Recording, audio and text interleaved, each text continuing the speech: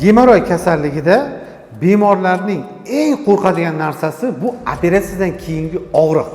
Hamma operatsiya qildirmoqchi bo'ladi, lekin og'riqdan qo'rqadi. O'zi aslida operatsiyadan keyingi davrda unaqa kuchli og'riq bo'lmaydi, og'riq bo'ladi, lekin shundan ham qo'rqishadi. Umuman og'riq bo'lmaydimi degan savollarni berishadi-da. Shuning uchun ham mana shu bunga ham yechim qilib bir narsa topilgan, ya'ni gemoroy kasalligida umuman og'riqsiz operatsiya bo'lish va operatsiyadan keyingi davrda hech qanaqa og'riqlarsiz o'tishi uchun mana shu apparat yordamida operatsiya qilinadi.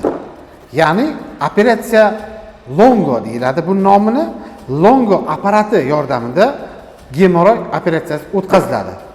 Bu apparat bilan operatsiya o'tkazilganda operatsiyadan keyingi davrda umuman og'riq bo'lmaydi. Operatsiyadan keyingi davrda hatto jarohat o'rni ham bo'lmaydi, pervaska ham qilinmaydi o'sha joy. Ya'ni bog'lab almashtirib pervaska ham qilinmaydi. Va 3 kundan keyin bemalol ish faoliyatiga tiklanib, 3-4 kundan keyin ishga chiqish ham mumkin.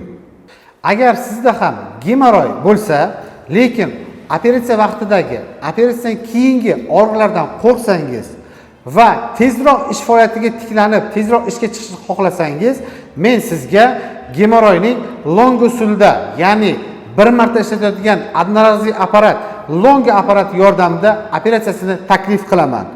Bunda hech qanaqa og'riqsiz 3-4 kundan keyin bemalol ish faoliyatiga tiklanishingiz mumkin.